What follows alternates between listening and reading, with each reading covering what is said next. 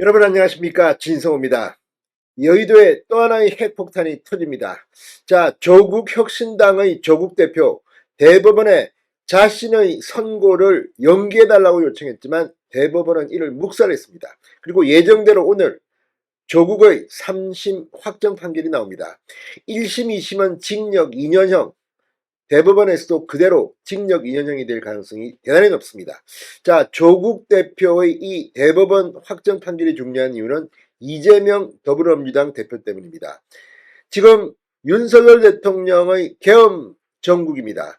이것 때문에 지금 온통 국민의힘 탄핵 찬성하라 이렇게 야당은 요구하고 있고 이 윤 대통령에게 관심이 집중되고 있지만 조국 대표가 오늘 징역 2년형이 확정돼서 구치소로 가버리면 분위기는 좀 달라집니다. 무엇보다도 그 다음은 이재명 대표입니다.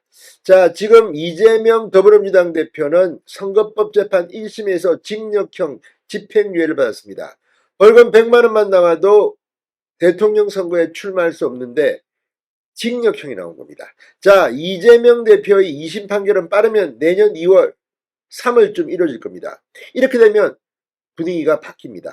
지금 국민의힘은 태스크포스를 가동해서 조기 대선 4월, 5월 이야기를 하지만 이건 큰 의미가 없습니다.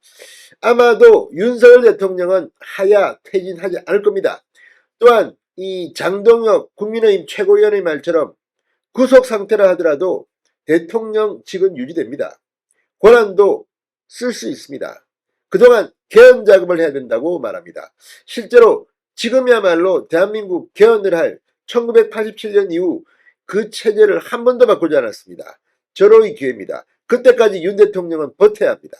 자, 이렇게 되면 대통령 선거도 상당히 멀어지게 되고 이제 4년 연임 대통령대로 헌법을 바꿀 수도 있습니다.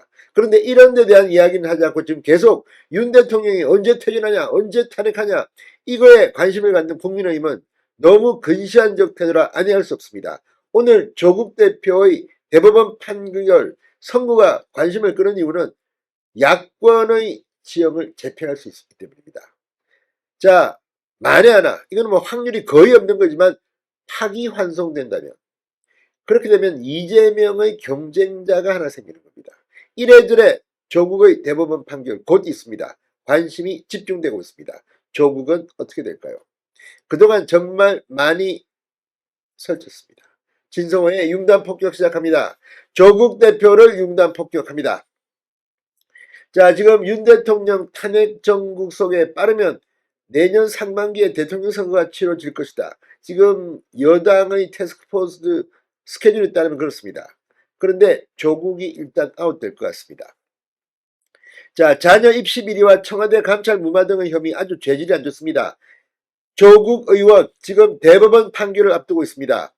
2019년 12월 기소된 지 5년 만입니다. 이게 정말 법원, 김명수 대법원장 시절 이렇게 법원을 엉망으로 운영해가지고 지금 2019년에 기소된 사건이 지금 2024년에 대법원 판결이 나옵니다. 1, 2심 모두 징역 2년형이 선고됐습니다. 상고심에서도 실형이 확정될 것이 확실시됩니다. 자, 조국 대표는 오늘 대법원 선고와 함께 이 국회의원직을 잃고 구치소에 구속 수감됩니다. 정당법에 따라 당원 자격도 잃게 돼 당대표직에서도 물러나야 합니다. 조국 대표는 22대 국회 출범 전에 정치권의 예상을 뒤엎고 12석을 거머쥐며 원내 3당의 대표가 됐습니다. 자, 원내 1당이자 거대 야당인 민주당을 포함한 어느 야당보다 앞서 윤석열 탄핵을 공언해왔습니다. 그 조국이 이제 정치의 무대에서 사라질 운명에 처한 겁니다. 자, 조국 대표는 지난 4일 대법원에 선고기일 연기 신청서를 제출했습니다.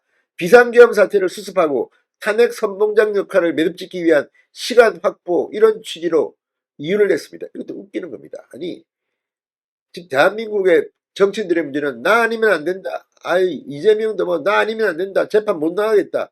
불출석 사유서를 쓰고 판사는 덥석 받아주고 김동연 부장판사. 이게 지금 대한민국의 법원입니까? 대법원은 달랐습니다. 엄상필 주심대법관 웃기지 마. 나와. 예정대로 선거야. 이렇게 합니다. 자, 지금 이재명 대표의 2심 재판도 조희대 대법원장의 633 원칙에 따라서 이제 내년 2월 내려져야 합니다. 그리고 내년 5월에는 대법원에서 확정 판결을 내고 피선거권을 박탈해버려야 합니다. 이게 대한민국의 정의가 살아있다는 증거 아니겠습니까? 자, 무엇보다도 국민의힘은 이재명 대표의 항소심 재판까지 시간을 벌기 위한 명분이 생깁니다. 조국을 봐라. 저런 사람이 지금 국회 빼지 달았다가 쫓겨나지 않았느냐. 이재명도 마찬가지다. 이 논리입니다. 지금 조국 대표가 대법원에서 이게 확정되면 사실 이재명은 생각 이상으로 치명상을 입을 수도 있습니다.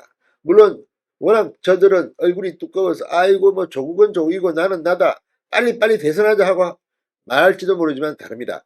자, 어쨌든 조금 뒤 대법원이 선고를 내리면 조국 의원은 배지를 읽고 구치소 행입니다. 진성호의 융단 폭격이었습니다. 여러분 감사합니다.